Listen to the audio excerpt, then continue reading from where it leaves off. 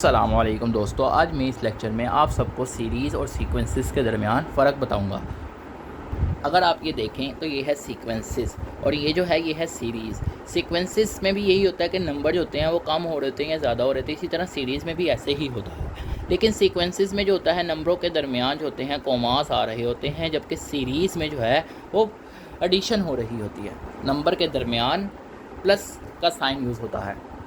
और आज इस लेक्चर में मैं आप सबको अरिथमेटिक सीक्वेंस के बारे में बताऊंगा और इससे रिलेटेड जितने भी पॉसिबल क्वेश्चन बन सकते हैं वो भी आपको समझाऊंगा। तो सबसे पहले बात करते हैं कि अरिथमेटिक सीक्वेंस क्या होता है।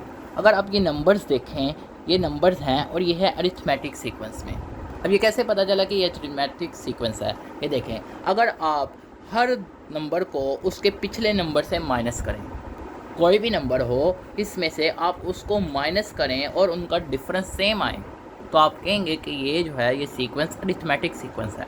और हम उस डिफरेंस को डी से शो करते हैं। मिसाल के तौर पे अगर मैं 9 लूँगा तो मैं उसमें से माइनस उसके पिछले नंबर को करूँगा, तो 9 - 7 जो होगा वो क्या होगा, 2।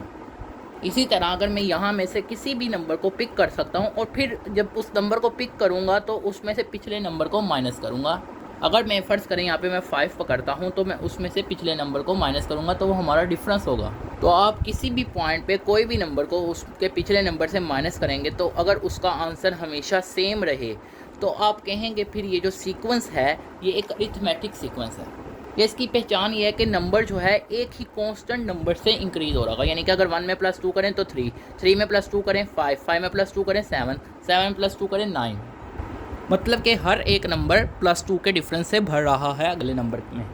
तो चाहे वो तरीका याद रख लें या ये तरीका याद रख लें, तो बात एक ही है। तो फिर इस तरह के सीक्वेंस को अरिथमेटिक सीक्वेंस कहते हैं। मीन्स के जिसमें नंबर जो है प्लस या माइनस की फॉर्म में जो है वो भर रहा हो, या प्लस हो रहा हो या माइनस हो रहा हो।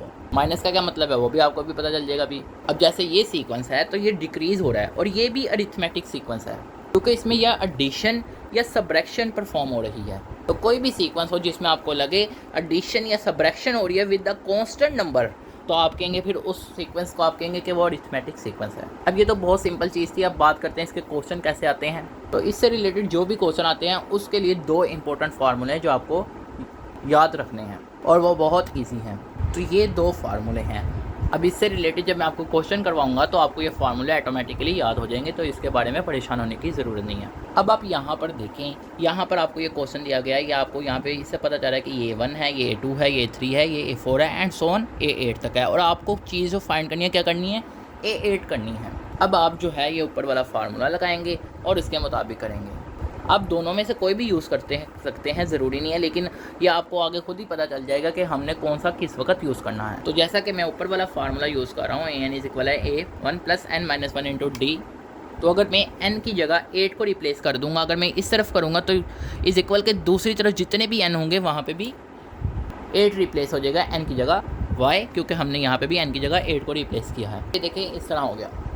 याद रहे कि जब आप ये वाला फार्मूला यूज़ करते हैं तो इसके लिए सिर्फ आपको 2 चीज़ों को पता होना चाहिए उस सीक्वेंस में। एक तो आपको उसकी पहली टर्म मतलब कि A1 पता होना चाहिए और दूसरा आपको उसका कॉमन डिफरेंस पता होना चाहिए।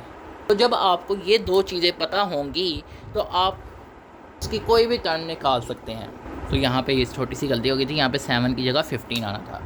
तो आप डिफरेंस निकालेंगे। डिफरेंस कैसे निकालेंगे? कोई भी टर्म पकड़ेंगे और उसमें से उसकी पिछली टर्म को माइनस कर देंगे तो आपको डिफरेंस मिल जाएगा। तो ये देखिए, जिस तरह मैंने यहाँ पे 21 को पकड़ा है तो 21 माइनस मैंने 15 किया, उसकी पिछली टर्म को तो मुझे मिल गया 6। अब यहाँ पे मैं सारी टर्म्स को पुट कर दूंगा।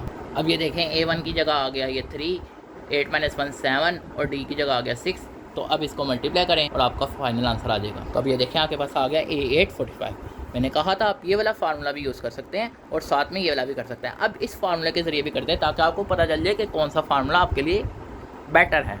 तो इस फार्मूले के लिए आपको डिफरेंस के बारे में पता होना चाहिए और साथ में आपने जो टर्म निकालनी है उससे पिछली टर्म पता होनी चाहिए। अगर ये A8 है मतलब कि आपको A7 पता होना चाहिए।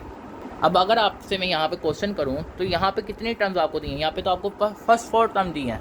मतलब कि अगर आप ये फार्मूला यूज़ करेंगे तो आपको 4th टर्म से आगे जहाँ तक टर्म्स हैं वहाँ तक फाइंड करेंगे, तब जाके आपको ये टर्म मिलेगी बाय यूजिंग दिस फार्मूला। अब करते हैं ताकि आपको प्रॉपर समझ आए। अब जैसा कि आपको पता है ये A1 है, ये A2 है, ये A3 है, ये A4 है। तो अब हम A5 निकालेंगे, फिर हमें A6 मिलेगा और फिर हमें A7 मिलेगा एंड देन जाके फिर हमें A8 मिलेगा, जो हमने फार्मूला आपको बताया था अभी।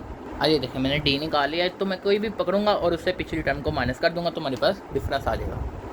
तो ये देखिए, अगर n की जगह मैं यहाँ पे 5 करता हूँ तो यहाँ पे क्या होगा, n-1 क्या होगा 4 प्लस d। तो अब A4 हमारे पास क्या है, ये है हमारे पास 21 और प्लस d कर देंगे हम, तो ये देखिए हमारे पास आ गया 27। इसी तरह A5 जिस तरह निकाला है, इसी तरह A6 क्या होगा हमारे पास, होगा हमारे पास A5 प्लस d, यानी कि अगर मैं n की जगह 6 डालूंगा, इसी तरह फिर क्या होगा 6-1 5 A5 प्लस d।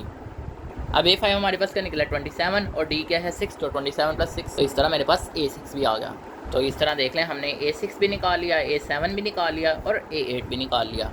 तो देखें, अगर आप ये फार्मूला यूज़ करते हैं तो इसके लिए आपको स्टेप बाय स्टेप चलना पड़ेगा, जबकि जो मैंने पिछला फार्मूला बताया था वो ईजी था। इसमें डायरेक्ट आपने बस वैल्यूज़ पुट करनी है और आपने आंसर निकाल लेना है। फ़र्क क्या है इस फार्मूले में, इस फार्मूले में फ़र्क ये है कि अगर हमें कोई भी सेकंड लास्ट टर्म दी गई है और हमने लास्ट टर्म निकालनी है तो हम निकाल सकते हैं, और अगर हमारे पास उस सेकंड लास्ट टर्म के साथ कॉमन डिफरेंस हो। अगर हमारे पास वो सेकंड लास्ट टर्म नहीं है, इन केस जैसा कि यहाँ पे भी नहीं थी, यानी कि A8 हमने निकालना है तो A7 हमारे पास नहीं था, चाहे हमारे पास बाकी उससे छोटी टर्म्स थी, तो हमें उसके लिए फार्मूला जो है, जो भी हमने पीछे यूज़ किया है, वो बेस्ट है। अब ये तो छोटे क्वेश्चन से, अब इससे रिलेटेड हो जो डिफ़िकल्ट थोड़े लॉन्ग टाइप के क्वेश्चन होते हैं, वो भी आपके साथ डिस्कस करता हूँ। अब यहाँ पे आपको क्वेश्चन दिया गया, आपको कहा गया A3 जो है आपके पास क्या है 7 है, A8 है 17 और आपने उसकी 20 टर्म निकालनी है। अभी मैंने आपको एक चीज़ बताई है, जब हमें कोई रैंडमली टर्म निकालनी हो, मतलब कि हमें उससे लास्ट वाली टर्म ना दी गई हो, जिस तरह A20 हमने निकालना है, हमारे पास A19 नहीं है, तो हम कौन सा फार्मूला यूज़ करते हैं, हम ये वाला फार्मूला यूज़ करते हैं, मतलब कि A20 निकालने के लिए। तो ये देखें, जब A20 निकालना होगा फिर कैसे निकालेंगे, A1 प्लस n-1, मतलब कि 20-1 19 होगा, 19d। मगर अब यहाँ पे क्वेश्चन है, क्वेश्चन ये है कि हमारे पास ना ही A1 है ना ही हमारे पास कॉमन डिफरेंस है, तो वो कैसे निकालेंगे, तो वो भी बहुत ईजी है। इसी तरह हमने क्या किया, इस फार्मूले की मदद से n टर्म्स को भी हमने सब्सटीट्यूट किया, मतलब कि an है, n की जगह अगर मैं 3 डाल दूँ तो क्या होगा A1 प्लस 3-1 इंटू 2d, तो A1 प्लस 2d और A3 किसके बराबर है 7 के, तो मैंने कहा A1 प्लस 2d किसके बराबर आ गया 7 के। इसी तरह अगर मैं A8 की जगह ये फार्मूले लगाऊँ तो ये क्या होगा, A1 आएगा प्लस 8-1 इंटू 7d आ जाएगा और इज इक्वल किसके 17 के। तो अब हमारे पास इस तरह दो इक्वेशंस आ गई। अब जैसा कि आप सिंपल मैथमेटिक्स में भी करते थे कि आप जो डिफरेंट इक्वेशंस होती थी आप उनको डिफरेंट नेम असाइन कर देते थे या डिफरेंट नंबर असाइन कर देते, तो मैंने कह दिया कि लेट कर लें कि ये इक्वेशन 1 है और ये जो है ये इक्वेशन 2 है। अब यहाँ पे मैं क्या करूँगा, यहाँ पे मैं क्या करूँगा, एक इक्वेशन को माइनस कर दूंगा, मतलब कि एक इक्वेशन के साइन चेंज कर दूंगा। तो साइन कैसे चेंज होते हैं, यानी कि जहाँ पे प्लस है वहाँ पे माइनस हो जाए, जहाँ पे माइनस है वहाँ पे प्लस है, तो सारी जगह प्लस था तो सारी जगह क्या आ गया माइनस आ गया। अब ये क्या है, A1 है प्लस A1 है और ये माइनस A1, तो ये क्या होगा कट जाएगा। इसी तरह ये -7d प्लस 2d, तो ये क्या है -5d हो जाएगा। इसी तरह ये -17 और प्लस 7 है तो ये आ जाएगा -10, क्योंकि ये किसके साथ जो साइन है उसके साथ साइन होता है प्लस का, क्योंकि हम इनको प्लस माइनस करें इस वजह से हमने इस तरह किया। तो अब यहाँ से d की फाइनल वैल्यू निकल आएगी। तो ये देखें माइनस माइनस से करके 5 × 1 5 और 5 × 2 10, तो d हमारे पास क्या आ गया 2 के बराबर। लेकिन अभी तक हमारे पास क्या निकला d, अभी हमने A1 भी निकालना है, तो हम क्या करेंगे, ये d इज इक्वल है 2, इसको हम किसी एक में पुट कर देंगे, या हम इक्वेशन 1 में पुट कर दें या इक्वेशन 2 में, हमारी अपनी मर्जी है। तो मैंने d इज इक्वल है 2 को इक्वेशन 1 में पुट किया, तो मतलब कि क्या हुआ, A1 की जगह A1 आ गया प्लस 2 और d की जगह क्या आया 2 आया, तो 2 आ गया और इज इक्वल है 7। तो अब इसको सॉल्व करेंगे, हमारे पास फाइनल वैल्यू आ जाएगी A1 की। तो ये देखें 2 to the 4 हो गया, तो इसको जब सॉल्व किया तो हमारे पास क्या आ गया A1 3। अब हमारे पास A1 भी आ गया और D भी आ गया। तो अब हम इन दोनों वैल्यूज़ को जो है A20 वाली इक्वेशन में पुट करेंगे तो हमारे पास A20 निकल आए। तो मैंने कहा D जो है वो किसके बराबर है 2 के और A1 3 है, क्योंकि हमने भी ये निकाली है वैल्यूज़। तो यहाँ पे वैल्यूज़ को पुट कर दें आप। तो ये देखें 3 + 19 × 2, तो 19 2 क्या था 38 होता है, 38 + 3 क्या आ गया 41, तो A20 हमारे पास निकला है 41। तो यही चीज़ हमने फाइंड करनी थी। अब आपको बाज़ औक़ात इस तरह का भी क्वेश्चन दे दिया जा सकता है कि आपको सीक्वेंस दिया होता है और आपको कहा जाता है कि उसकी हम n टर्म बताएं कि n टर्म क्या है, मतलब an क्या है। तो ये भी बहुत ईजी है, जैसा कि आपको अभी मैंने फार्मूला बताया है, वो फार्मूला क्या है, an इज इक्वल है A1 + n-1 × d। और ये मोस्ट इंपॉर्टेंट फार्मूला है और यही सबसे ज़्यादा क्वेश्चंस को सॉल्व करने में मदद करता है। तो यहाँ पे सबसे पहले आपको क्या पता होना चाहिए, A1 पता होना चाहिए और D पता होना चाहिए। तो A1 तो हमें पता चला ये है और D क्या होगा, आप किसी भी टर्म को पकड़ें और उससे पिछली टर्म को माइनस कर दें। तो ये देखें आपके पास D भी आ गया। अब A1 की जगह 1 आ गया, n-1 इसी तरह रहेगा, d की जगह क्या आ जाएगा 3 आ जाएगा यहाँ पे। अब जैसा कि 3 पूरी ब्रैकेट से मल्टीप्लाई होगा तो 3n 3n माइनस 3 1 3, तो ये इस तरह आ गया। तो अब इसको माइनस कर दें 1 - 3, तो ये देखें आपके पास क्या आ गया 3n इसी तरह रहा, और 1 - 3 का -2 होता है, तो यहाँ पे 3n - 2 आपके पास n टर्म निकल आई। तो इस तरह के आपको कोई भी क्वेश्चन दिए जा सकते हैं। इसी तरह जो 4 टाइप का क्वेश्चन आ सकता है वो इस तरह आ सकता है, आपको इस तरह कुछ भी ऐसे ही दिया गया होगा an - 3 कुछ भी दे देगा, -4 कुछ भी दे सकता है वो आपको, और आपको वो कहता है कि आप इसकी n टर्म निकालो, मतलब कि an क्या होगा, तो वो भी बहुत ईजी है। अब ये देखें, अब आपने इसे an बनाना है इस टर्म को, तो आप कैसे बनाएंगे, -3 है इसके साथ, आप इसके साथ क्या करोगे +3 करोगे। तो जब आप यहाँ पर +3 कर रहे हो -3 के साथ, तो यहाँ पे भी n जो है यानी कि जो भी है आप उसके साथ क्या कर रहे हो, आप इस पूरी टर्म के साथ क्या कर रहे हो +3 कर रहे हो। तो इस तरह भी यहाँ पे जो भी होगा उसके साथ आप +3 करोगे। इसका यूँ मतलब कि आप जो इजाफी चीज़ ऐड कर रहे हो वही आप दूसरी तरफ भी करोगे इस इक्वल के। तो आप क्या करोगे, फिर आप 2 को इस पूरी ब्रैकेट से मल्टीप्लाई कर दोगे। तो ये देखें -3 + 3 से कट गया, तो पीछे का बचा an बचा, और an आपके पास आ गया। इस तरह हमने ये सोल्व किया और आपके पास ये टर्म आ गई an।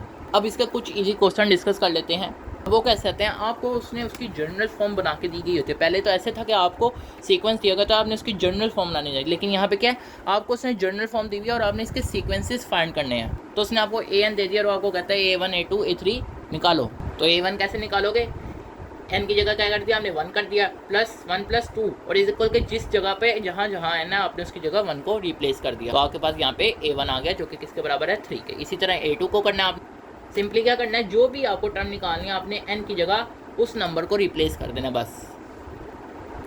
तो ये देखें हमने क्या किया, n की जगह क्या कर दिया 2 को रिप्लेस कर दिया, इसी तरह n की जगह हमने 3 को रिप्लेस कर दिया और आपने उनकी वैल्यूज़ निकाल ली। और ये ज़रूरी नहीं है कि आपको जनरल फॉर्म इसी तरह की दी गई हो, आपको इस तरह की कोई भी जनरल फॉर्म दी जा सकती है और आपको कोई भी टर्म फाइंड करने के लिए दी जा सकती है। ज़रूरी नहीं a1 a2 a3 दिया जाए, आपको कोई भी दे सकता है। लेकिन याद रहे कि इस तरह के क्वेश्चन जो होते हैं बहुत ईजी होते हैं। और आप सबसे जितना हो सकता है अपने दोस्तों के साथ इस वीडियो को शेयर करें, और अगर आपको ये पसंद आती है तो लाइक करें ताकि पता चले कि आपको वीडियो समझ भी आ रही है या नहीं आ रही। शुक्रिया।